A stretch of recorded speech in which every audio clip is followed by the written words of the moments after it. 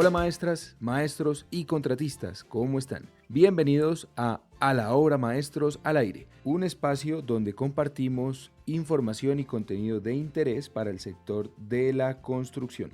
Recuerden que también pueden seguirnos en redes sociales como A la Obra Maestros, pueden inscribirse a nuestro canal de YouTube A la Obra Maestros. Además tienen a disposición el portal de noticias maestros.com.co donde estamos actualizando el acontecer del sector y además inscribirse al servicio de notificaciones a través de WhatsApp escribiendo al celular más 57 318 508 33 27. Les solicitarán unos datos para validar su inscripción y listo. A través de esta línea, ustedes recibirán no solamente las noticias, sino invitaciones a eventos del sector, promociones y descuentos de nuestros aliados comerciales y la versión digital del periódico. También, si están en el territorio colombiano, pueden solicitar una copia del periódico impreso en su casa. Gracias por acompañarnos el día de hoy. Tenemos un tema muy importante para tocar y para ello tenemos una invitada muy especial. Ella es ingeniera civil, magíster en gerencia para el desarrollo de la Universidad Externado de Colombia, especialista en gestión del recurso hídrico y en gestión integral de servicios públicos. Cuenta con más de 15 años de experiencia en el desarrollo de proyectos urbanísticos y en la infraestructura de acueducto y alcantarillado. Además, ha sido profesora de la Universidad de Medellín en interventoría de diseño de obras hidráulicas de la especialización Interventoría de Obras Civiles. Actualmente se desempeña como especialista técnica senior del Consejo Colombiano de Construcción Sostenible. Y les quiero presentar a nuestra invitada, se trata de Natalia Arroyave. ¿Cómo estás? Bienvenida. Hola Alex, muchas gracias por esta invitación. Un saludo muy especial a todos los que nos acompañan de manera virtual. Desde el Consejo Colombiano de Construcción Sostenible nos alegra mucho poder compartir este tipo de espacios con todos ustedes, pues porque primero hablamos de los temas que más nos interesan y segundo Así podemos es. llegar a muchas más personas. Así es, y allá nos van saludando. Saludos a Carlos Prada, que desde La Arenosa nos escribe. Y Saúl Chávez nos dice que está en Ciudad de México. Hola, y Saúl, un saludo para todos nuestros hermanos mexicanos. Luis Pastor nos escribe desde Barranquilla también. Un saludo a todos los que están allá en esa hermosa ciudad de Barranquilla. Bueno, el tema de hoy se lo habíamos propuesto al Consejo y Natalia aceptó y estamos dichosos de que ella sea la persona con la que vamos a hablar de él. Trata de algo que nos llamó este mes y es el agua, ¿sí? Vamos a hablar sobre el tema de la sostenibilidad y cómo podemos desde nuestro ámbito de influencia en la construcción proteger y preservar nuestro medio ambiente y por supuesto el agua. Pero antes, Natalia, me gustaría que nos contaras de todo ese perfil tan robusto que tienes y en el camino que llevas en la construcción, ¿en qué momento de tu vida la sostenibilidad se vuelve importante y tú decides ser parte primordial del cambio? Pues bueno, Alex, muchas gracias por esa pregunta. De verdad que lo pone a uno como a pensar. Y yo creería que desde, bueno, desde prácticamente que salí del colegio, yo tenía como una disyuntiva muy Ujú. profunda en si debía estudiar ingeniería civil o filosofía. También me Ok, inclinaba mucho por la filosofía, la literatura. De hecho, una rama que seguí y que en este momento acabo de publicar también mi primera novela, o sea, yo escribo también, soy ok, escritora, y digamos que eso siempre me ha interesado un poco en esa mirada que deberíamos tener todos frente al otro, frente a la naturaleza, frente a todo lo que nos rodea, como esa preocupación de saber que no estamos solos ocupando un espacio sobre la tierra. Entonces, digamos que ese es un primer momento.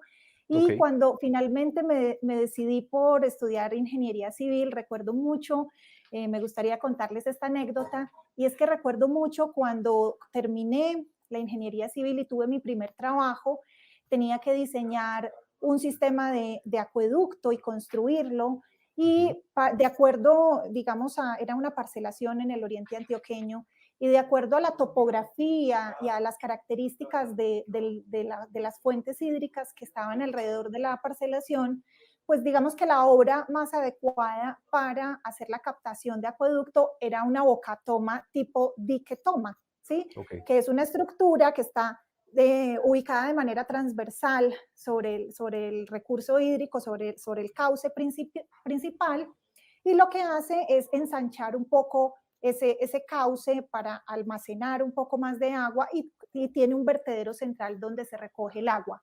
Recuerdo mucho que cuando construimos esa boca toma, a los pocos días, ya antes de ponerla en operación, ese acueducto, yo vi, nos dimos cuenta que en el embalse habían unos pescaditos muy pequeñitos muertos sobre el embalse. Entonces, Ok. a partir de ese momento, como pues fue demasiado impresionante porque claro, desde el punto de vista técnico y de la ingeniería y de la hidráulica, se pueden hacer obras maravillosas, monumentales, túneles, por ejemplo, para hacer trasvases de agua, como los que hay aquí en Bogotá. Entonces, una cantidad de cosas, pero detrás de todas esas obras, detrás de toda esa infraestructura, pues hay unos impactos sobre la naturaleza que es Total. muy importante tener en cuenta. Entonces, yo creo que desde ese momento empecé a pensar más allá de la ingeniería. Ahí nació la semilla de lo que hoy es fruto, Sí. no solamente para ti, sino pues para todo el gremio, porque el trabajo que hacen ustedes desde el consejo pues es muy importante, la verdad. Eso es cierto. Bueno, gracias por eso, porque pues, es una parte, digamos, de tu historia personal y qué rico que nos la compartas, porque además también nos recuerda que somos más allá de lo que hacemos en la construcción y muy importante que uno tenga y rescatar, por ejemplo, todos esos sueños, esos hobbies, esas actividades paralelas que mira que tú lograste sacarlo adelante en una novela, que yo creo que al cierre te voy a pedir que nos cuentes un poquito de eso, pero es muy, muy chévere eso. Felicitaciones. Muchas gracias, Alex. Bueno, para empezar, hablando pues de las fases que surgen en un proyecto de la construcción, obviamente en todas pues, tenemos que tener presente el tema de la sostenibilidad y obvio el agua, pero no sé si de pronto tú nos puedas decir o nos puedas indicar si hay un momento, digamos, neurálgico donde tenemos que ponerle mucho cuidado a el tema del agua.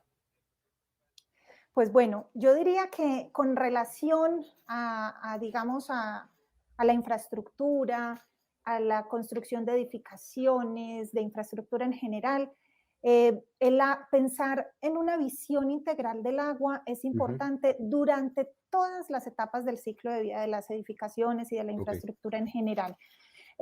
Digamos que ahí mencionaría como algunas de las etapas más importantes en una primera instancia, todo lo que tiene que ver con la relación de la infraestructura con ese entorno donde se va a ubicar, ¿sí? Dónde van a estar localizadas las edificaciones y cómo eran las condiciones de ese entorno, de ese suelo, antes de ubicar todas estas infraestructuras. Luego, digamos que durante todo el ciclo de vida, en la provisión de materiales, en las etapas de planeación y diseño, durante la etapa constructiva y en la operación y mantenimiento mismo de las estructuras, es importante pensar de manera integral en el agua. Y empezando un poco y concentrándome en todo lo que tiene que ver con esa relación con el entorno, aquí es importante pensar en que, digamos que todos los componentes urbanos, ya sean vías, edificios, equipamientos, están localizados sobre un territorio, ¿sí? ok, Y ese territorio tiene unos recursos naturales antes de los procesos de urbanización, ¿sí? ¿Cuáles son esos recursos? Pues los ríos, las quebradas, lo que normalmente hoy llamamos la estructura ecológica principal y que está tan de moda por todo el tema de la formulación del Plan de Ordenamiento Territorial en Bogotá, ok.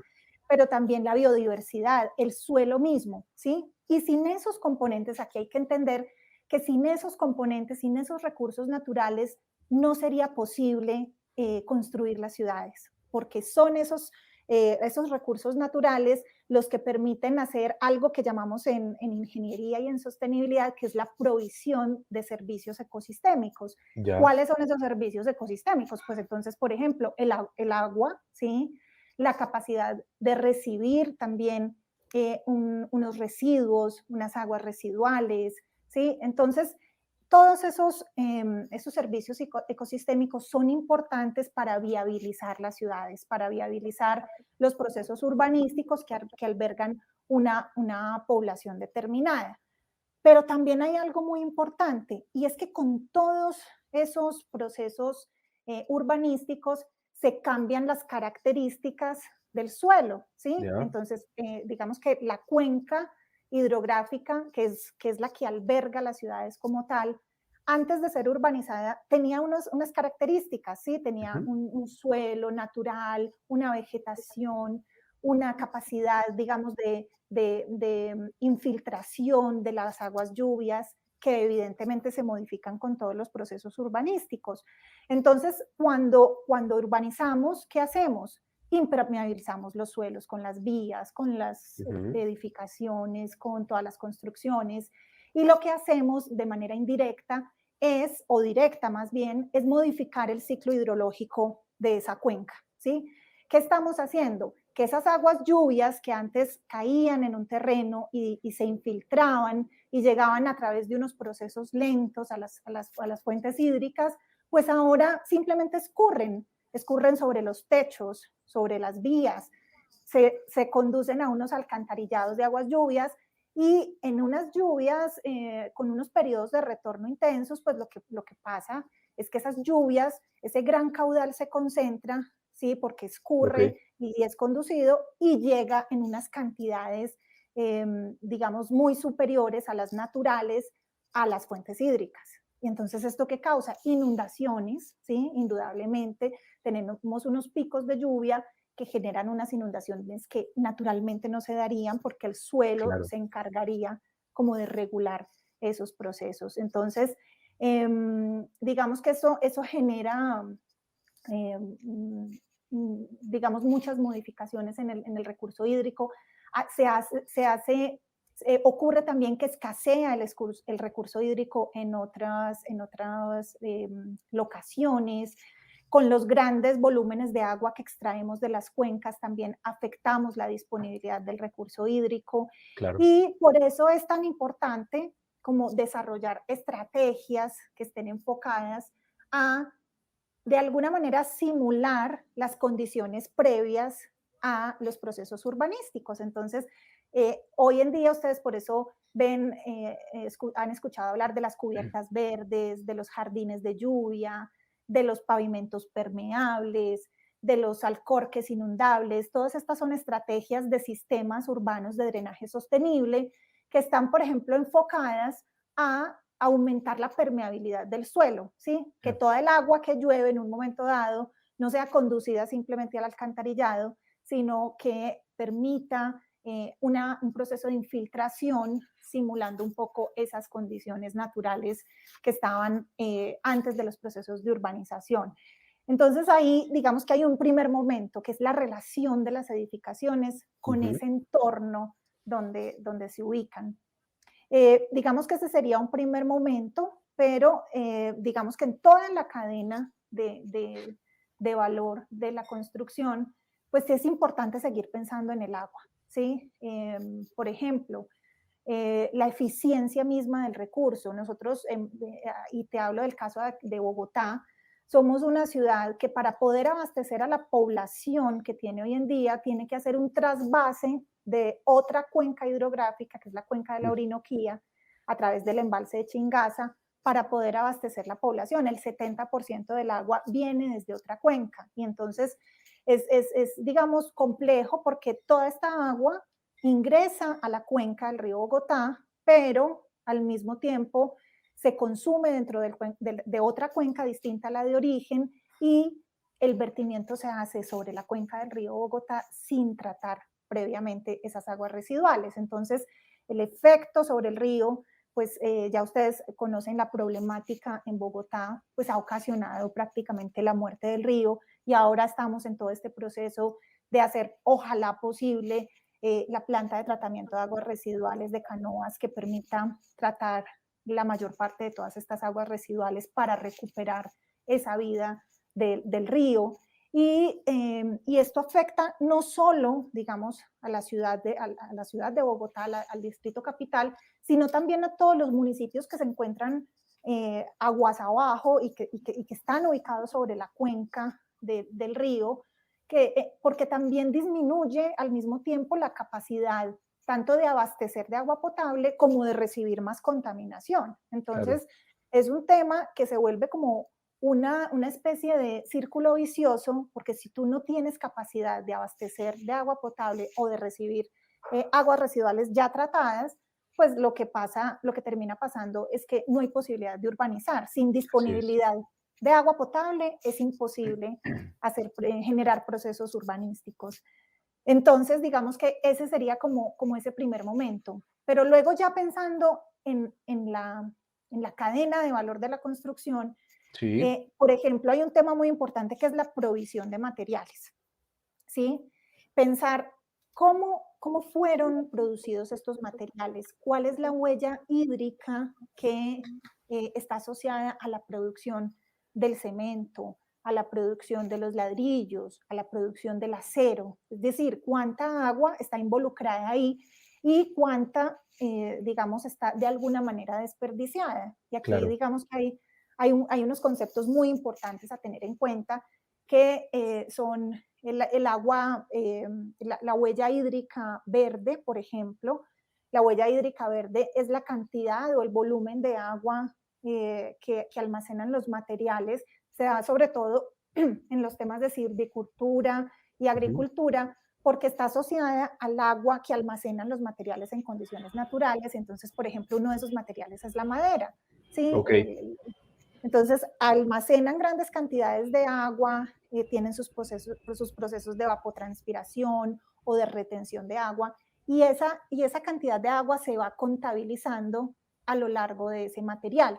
Luego también está la huella hídrica azul, que tiene que ver con el agua que se consume dentro de un proceso que viene de otra cuenca, pero no retorna a esa cuenca, no retorna al sistema de origen, y uno de los casos era el ejemplo que les ponía ahora del abastecimiento de agua potable en el caso del Distrito Capital, ¿sí? Entonces, está también esa contabilidad.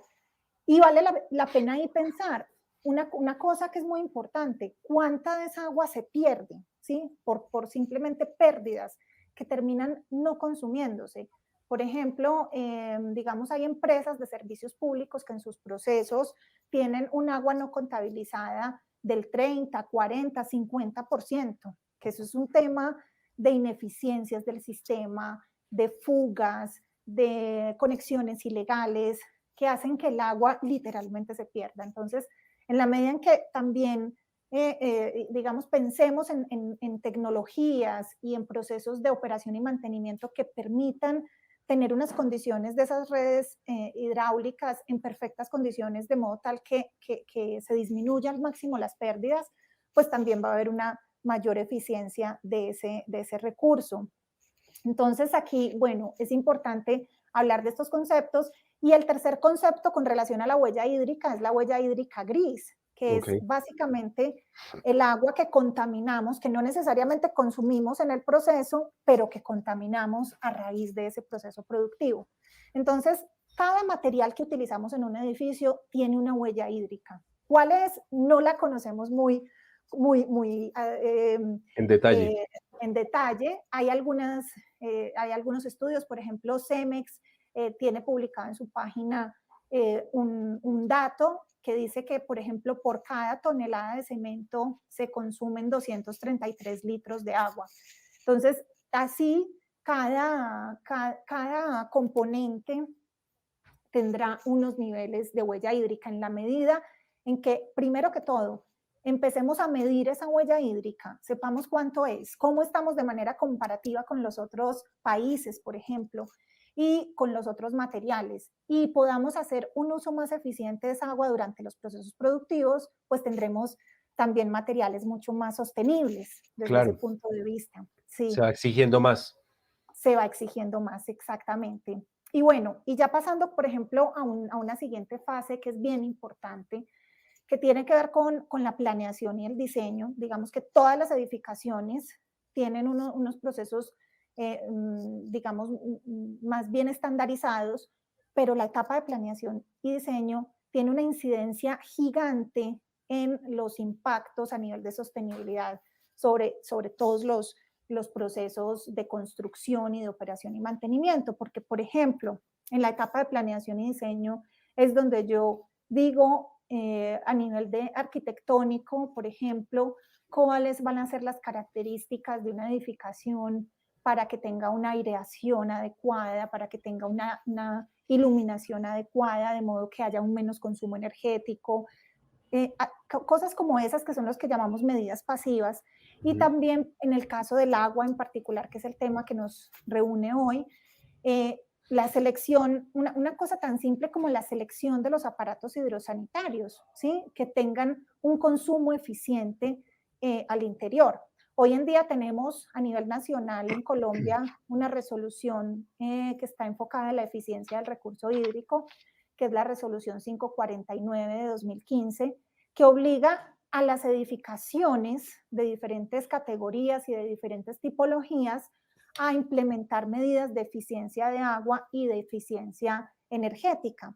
Es muy importante adoptar todas estas medidas, digamos, pero en este momento no hay una forma de hacerle seguimiento y control a cómo hemos avanzado en ese sentido. No hay un monitoreo explícito, porque hoy en día lo que hacen todas las edificaciones es que cuando van a tramitar la licencia, por allá hay un chulito en el formulario de la licencia urbanística o de construcción donde le dicen, ¿usted va a cumplir las condiciones de eficiencia? Sí, yo garantizo que las cumplo, pero pues no sabemos Sí, a ciencia cierta si efectivamente. Entonces, ese tipo de cosas es fundamental. En este momento está en proceso de actualización esa norma y también tiene una falencia importante que vale la pena resaltar, y es que no es obligatoria en las viviendas de interés social y prioritaria. Entonces, pensamos que ahí hay como una deficiencia que habría que surtir, porque los procesos de eficiencia de agua al interior de las edificaciones terminan beneficiando siempre a los usuarios.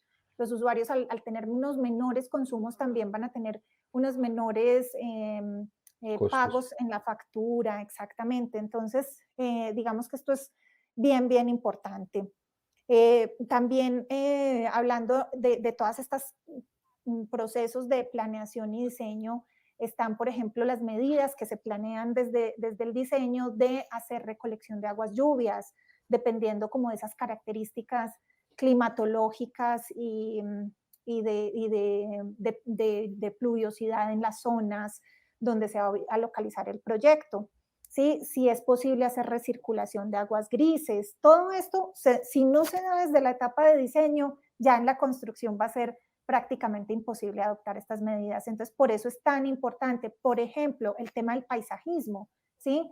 Que es un tema bien, bien, bien interesante y se basa en que en el solo hecho de saber seleccionar las plantas que va a tener un edificio, que sean plantas Sí, adaptadas al sitio o que sean plantas nativas, que son esas plantas, por ejemplo, que tienen menores requerimientos de riego. Entonces, desde cosas tan sencillas que están asociadas normalmente al diseño arquitectónico, ya se pueden generar estrategias para hacer un uso más eficiente del agua. Y pues bueno, y ya digamos que durante la etapa constructiva, sin lugar a dudas también hay retos importantes de recirculación del agua, ujú, de hacer procesos de tratamiento internos para regular el consumo, de conocer, porque es que esto ni siquiera muchas empresas lo saben, cuánta agua consumen durante sus procesos constructivos y cuál es la actividad que más les representa un consumo de agua. Eso es importante porque si no sabemos, si no conocemos cuál es el consumo, pues no vamos a identificar de pronto el desperdicio de agua que estamos teniendo durante los procesos constructivos. Y bueno, y ya por último, en todo lo que tiene que ver con la operación y el mantenimiento, pues también es importante, digamos, tener facilidades al interior de las edificaciones que permitan hacer un control de caudales, que permitan, ok, digamos, hacer una medición de consumos en las diferentes zonas, hacer mejoras paulatinas con el tiempo también es importante, Y un tema no menos importante, que son también los hábitos de consumo, porque en todo este proceso de la gestión eficiente del agua, pues todos los usuarios también tenemos una responsabilidad ahí directa Claro. en cómo gestionamos el recurso. Es una situación, entonces digamos que toda esta explicación que nos das hace muy claro el tema, pero al mismo tiempo preocupa mucho porque son todos los eslabones, incluso desde uno mismo, como quien habita, ¿cierto? Exacto. Que va a tener incidencia en esto y no deja de ser preocupante, ¿no? Porque este año ha sido noticia que ya básicamente llegamos a un punto de no retorno, ¿sí? En términos de que hemos explotado al máximo los recursos, ya estamos en un límite muy duro de contener. Entonces yo creo que a todos nos queda una responsabilidad gigante para sacar adelante este tema de la sostenibilidad, ¿no? Sí, definitivamente, Alex. Yo creo que eso es fundamental.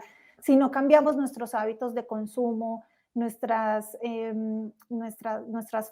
formas de interactuar con la naturaleza, yo creo que sí va a ser muy difícil hacer ese proceso de revertimiento que necesitamos en algún Ujú. momento, pues para poder sobrevivir, si ya es un nivel bien crítico. Y el tema del calentamiento global en particular impacta de manera significativa, digamos que también todo el tema de los ciclos hidrológicos. Y el calentamiento global, digamos que está asociado de manera directa mucho más a las emisiones de carbono que se emiten durante, que ese es otro tema, Sí, pero que tiene una incidencia directa, porque claro, al calentarse la atmósfera, pues evidentemente va a haber un proceso, digamos, de modificación de los climas, las lluvias se intensifican en unas zonas, las sequías se intensifican en otras, el nivel del mar se va a modificar en los próximos años y eso genera un desequilibrio, digamos, en todo el ciclo hidrológico del planeta como tal. Entonces, en la adaptación a esos riesgos climáticos va a haber mayores inundaciones y eso indudablemente aumenta los riesgos y finalmente son las poblaciones más vulnerables las que siempre se ven mayoritariamente afectadas. cierto. Me parece muy importante lo que tú decías del mantenimiento, porque digamos que también, digamos que no es entregar la construcción y ya ahí quedó el proyecto, sino que ese proyecto va a requerir también, incluso por ejemplo, algo tan simple como el mantenimiento de una fachada, que también en solo la limpieza, yo no sé cuántos metros cúbicos de agua puede consumirse, no sé, un edificio, o bueno, y ahí pueden haber sistemas que lleguen a ser, en cierta manera, como tú lo decías, cuando conozcamos más a profundidad los materiales, que sean mucho más nobles con el gasto de agua para mantenerlos.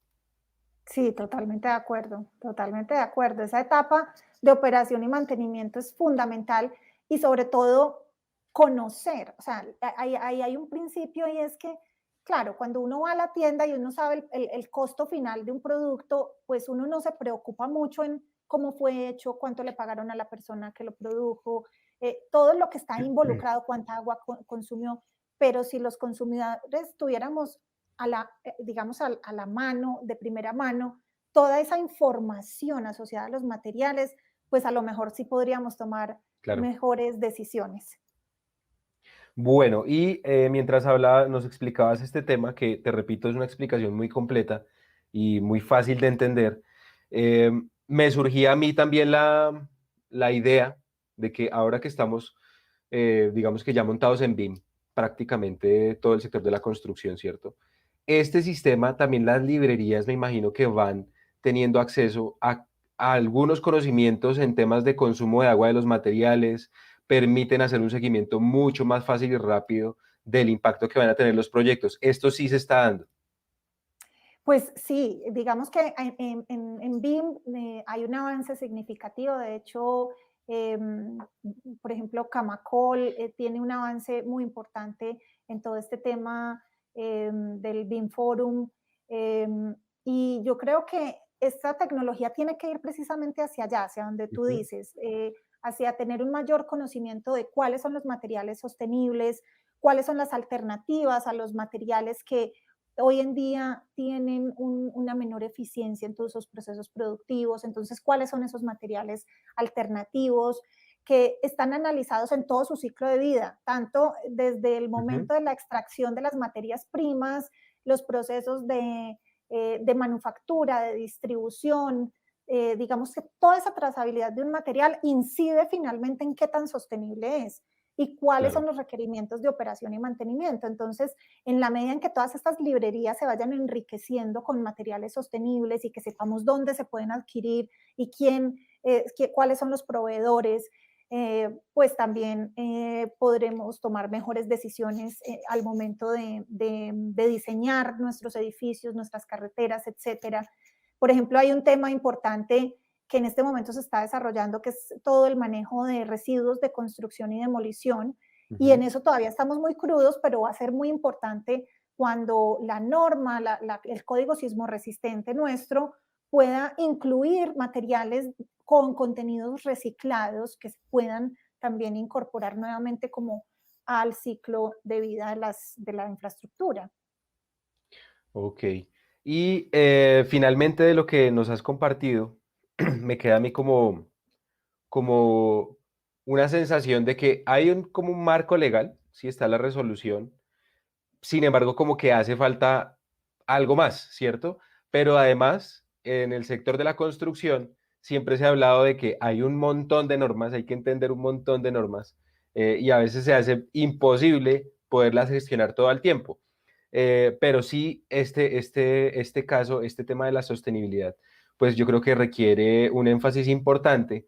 Y en temas de normatividad, yo te pregunto, como qué nos faltaría, de pronto si hay un ejemplo a seguir de otro país o en qué podemos estar necesitando hacer más fuerza. Pues mira, Alex, eso que dices tú es absolutamente cierto. Nosotros tenemos un marco normativo muy robusto y casi que para ponerte como una sombrilla te diría que actualmente pues ya prácticamente está, pues ya salió a consulta pública, pero ya debe estar casi saliendo en su versión definitiva, la Estrategia 2050, que es todo el plan de descarbonización de los diferentes sectores de la economía al año 2050. Okay. ¿Sí? A partir de los compromisos que se fijaron a nivel internacional con relación al cambio climático. Entonces, digamos que desde ahí, desde esa gran sombrilla, que es la estrategia de largo plazo, pues también se desprenden otras estrategias asociadas y es, por ejemplo, lo que llamamos NDC o contribuciones nacionalmente determinadas, Okay. que esa es una estrategia de corto plazo, ¿sí? Al 2030, y lo que hace es decir, bueno, ¿cuáles son las metas de reducción de emisiones de carbono al año 2030 para cada sector de la economía? Y se fijó en un valor específico y llega al 51% de disminución de emisiones con un escenario de referencia que lo que dice es, si nosotros no implementáramos ninguna estrategia de sostenibilidad, ninguna medida, ninguna mejora tecnológica de aquí al 2030, y con esa rata de producción que tenemos y teniendo en cuenta el Producto Interno Bruto y la producción de materiales y la generación de infraestructura que tenemos proyectada al 2030 y de viviendas, de acuerdo al crecimiento poblacional, etcétera, etcétera, generaríamos una cantidad de emisiones. Con respecto a ese escenario de referencias, tenemos que disminuir el 51%. Entonces, Okay. eso es muy importante, es ya un avance, porque es un Ese es al compromiso. 2030. Ese es al 2030, Okay. exacto. Y ese es un compromiso importante porque es cuantitativo y también está en toneladas de CO2 específicamente, que en este momento no recuerdo si está como alrededor de 500 y pico toneladas de CO2, millones de toneladas de CO2 al 2030. Entonces, es importante esas dos marcos normativos, Pero de ahí para abajo también digamos que es importante ya decir, bueno, ¿y cómo lo aterrizamos? O sea, ¿cómo hacemos que efectivamente el sector de la construcción reduzca su 51%, el sector de producción y consumo reduzca su 51% y los otros sectores? Pues entonces hay que bajar eso, digamos, ya a nivel de política pública en lo local y en lo sectorial y en lo territorial, y entonces ahí se tienen los planes integrales de gestión del cambio climático a nivel sectorial y territorial. En esos planes hay unas metas asociadas a proyectos específicos que buscan, por ejemplo, reducir emisiones en los sistemas de transporte, reducir emisiones en las edificaciones, etcétera. Y particularmente en el sector de la construcción, en el Consejo Colombiano de Construcción Sostenible, estamos trabajando quizás en uno de los proyectos más importantes en este momento a nivel nacional, que es el proyecto Acelerador de Edificaciones Neto Cero Carbono. Y ese proyecto lo que busca es que las edificaciones en todo su ciclo de vida logren esa carbono neutralidad al año 2050. Tanto las edificaciones nuevas como las existentes. Y lo que estamos haciendo en este momento es decir, bueno, ¿cómo vamos a hacer? ¿Qué cosas tienen que pasar en el país a nivel de política pública, a nivel de capacidades, es decir, de las instituciones educativas, cómo tienen que aportar? ¿Qué tiene que pasar a nivel tecnológico para que nuestras edificaciones sean neto cero carbono? Es decir, que las emisiones de carbono que se producen en todo su ciclo de vida, al final sean cero, y digamos que esto se logra minimizando esas emisiones en todo el proceso del ciclo de vida, y al final obviamente ese saldo compensándolo con la captura de carbono a través de los bosques o de tecnologías que permitan asumir como sumideros de carbono, a capturar el carbono. Entonces, este es un proyecto muy importante que también estamos trabajando, y muy seguramente de ahí se derivarán acciones como, por ejemplo, que la resolución 549 tiene que abarcar las viviendas BIC y BIP en los próximos 10 años, ¿sí? Y la gestión de esas políticas públicas, o cosas, por ejemplo, como que el código sismo resistente debe incluir materiales reciclados en el corto plazo, materiales sostenibles, etcétera. Bueno, una cantidad de cosas en las que tenemos que avanzar, que ahí vamos. No, y ese trabajo se ve que es bastante. O sea, además que va a entrar con la cultura de las personas. Hay que cambiar hábitos, hay que empezar a medir cosas que no se medían. Entonces, eso va a ser un desafío con las personas también. Eso sí. Ahí te me adelantaste a la siguiente pregunta, que era precisamente ya aterrizar en el Consejo Colombiano de Construcción Sostenible, y de que nos contaras un poco de todas las iniciativas o algunas, las que tú nos quieras resaltar, que hace el Consejo precisamente por trabajar por la sostenibilidad y pues el agua, que es la que nos ha sentado esta tarde. Pues mira, Alex, en el Consejo tenemos muchas líneas de trabajo, muchas líneas muy interesantes. Voy a mencionar como algunas de las más importantes. Tenemos, por supuesto, como toda la gestión en los sistemas de certificación, particularmente en LEED y CASA, que son certificaciones que ayudan a las edificaciones a tener una gestión integral con una mirada sostenible en todas las etapas de su ciclo de vida, y particularmente haciendo gestión, por ejemplo, del agua, de la sostenibilidad con el entorno, de materiales, hacer una mejor planeación y diseño. Bueno, digamos que estos sistemas de certificación finalmente lo que hacen es que las edificaciones sean mucho más sostenibles. También tenemos, digamos, una línea que es bien importante, que es participar y gestionar, digamos, hacer gestión con los diferentes actores y con los miembros del Consejo para hacer aportes a las políticas públicas que están relacionadas con el sector de la construcción. Entonces, por ejemplo, recientemente hicimos aportes a la resolución 1207, que es la resolución de reuso de aguas residuales, ¿sí? Aquí en Colombia. Ok, Entonces, es muy importante, digamos, incentivar también al reuso de aguas, a avanzar en las tecnologías que permitan hacer un reuso de aguas residuales, porque en la medida en que vemos que los recursos se van haciendo más escasos, que, por ejemplo, hay municipios en los que se han frenado las licencias urbanísticas porque no hay disponibilidad de agua. Entonces, entendemos que hacer unos procesos de tratamiento que nos permitan hacer reuso de agua para ciertas actividades, pues es fundamental. Entonces, cierto.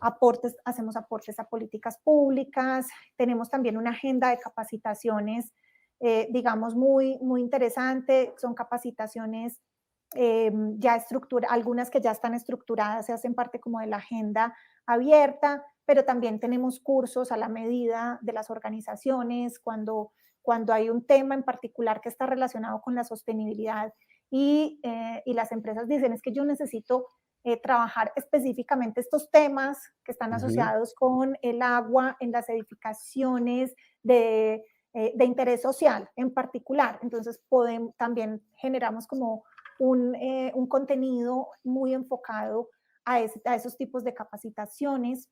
Tenemos también un diplomado en sostenibilidad integral que mira como toda esa integralidad de la sostenibilidad en las edificaciones, que es muy chévere.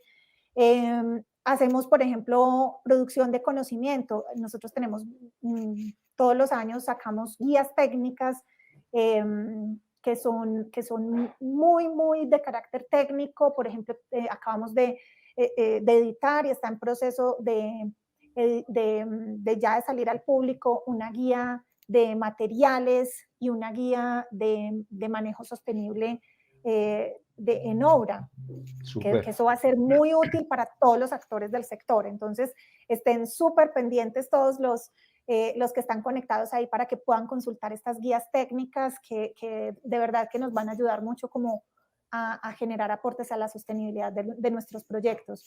Y bueno, y ya ese te es un comentaba, recurso, ese es un sí, recurso de libre demanda, o sea, ¿va a estar acceso al público?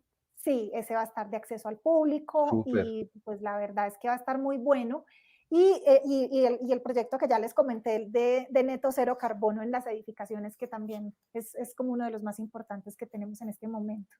Y que además va a jalonar precisamente todo ese cambio que se necesita en el sector. Ahí están viendo en pantalla la página del consejo para que ingresen, pues ahí están todos los mecanismos que tienen de comunicación con ellos y también todos los recursos a los que pueden acceder.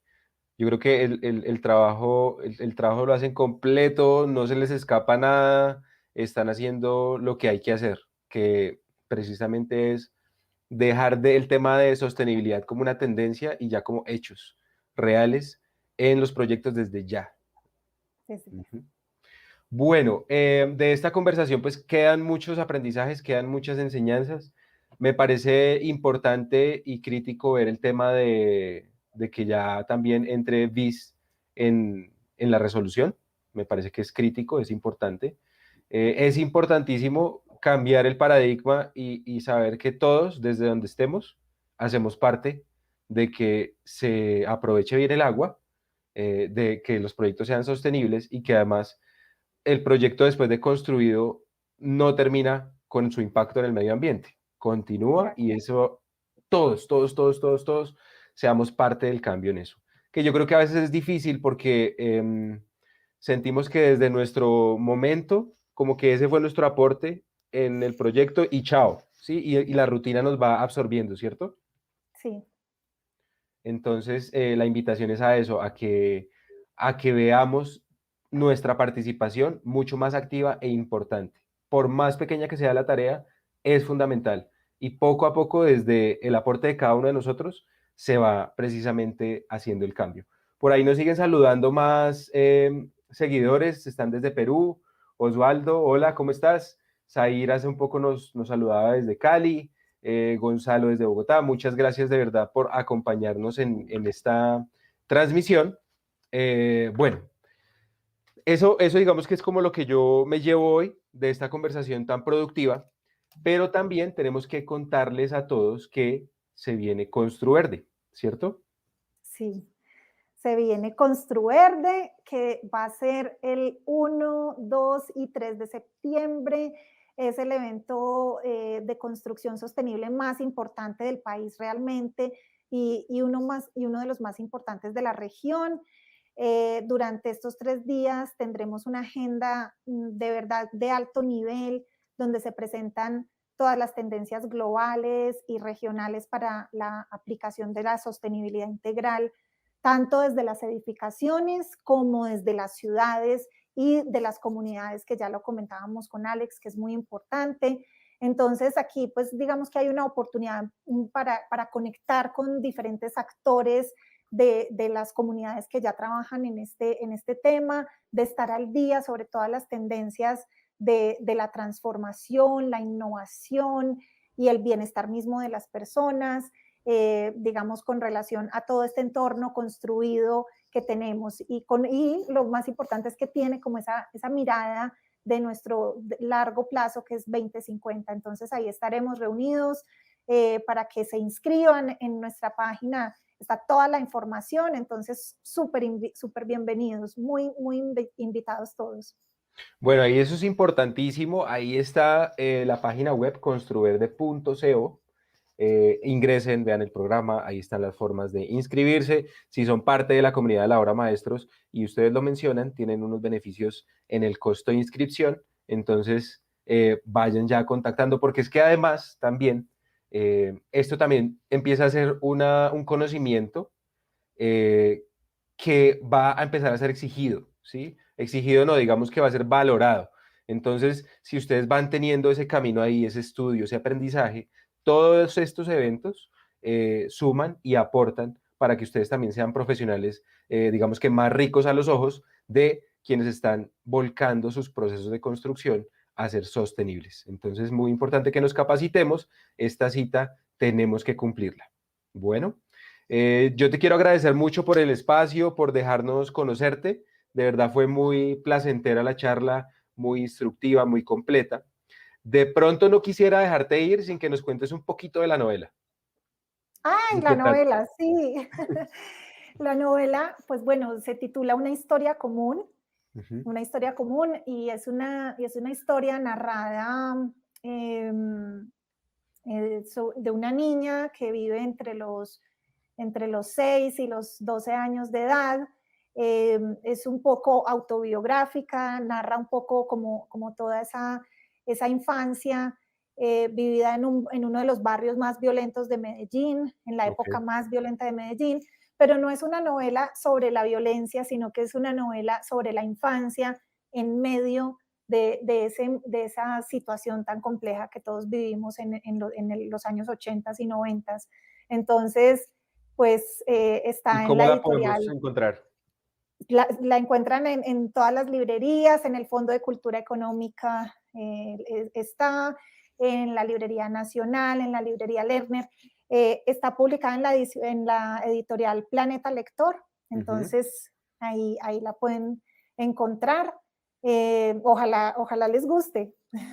Bueno, no, súper, qué rico eso y ver que hay tiempo para todo, porque a Sí. veces por decir que no hay tiempo, no hacemos cosas que también nos llenan el corazón y que nos ayudan a completar los sueños.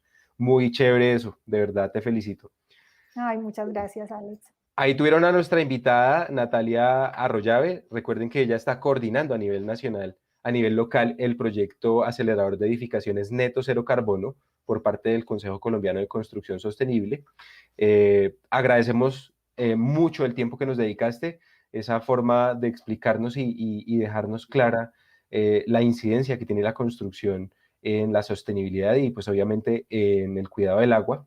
Te deseamos muchos éxitos, no solamente en el consejo, sino también en tus proyectos personales, que sigas creciendo y nos sigas aportando y ojalá nos veamos en más oportunidades para hablar del tema. Claro que sí, Alex. No, de verdad que muchas gracias por esta invitación. Yo también la pasé muy bien. Bueno, ustedes sigan ahí conectados a las redes sociales porque vamos a seguir hablando con el Consejo Colombiano de Construcción Sostenible de más temas de valor para la construcción en temas de sostenibilidad. Jesús Velasco nos estaba saludando desde, bueno, no nos dijo desde dónde, pero ahí le mandó un saludo a la doctora Natalia, dice él. Entonces, recuerden que este espacio es de ustedes. Desde estos entornos virtuales que nos acercan a todo el país y a toda la comunidad latina, nos despedimos desde su espacio A la Hora Maestros al Aire. Chao. Chao.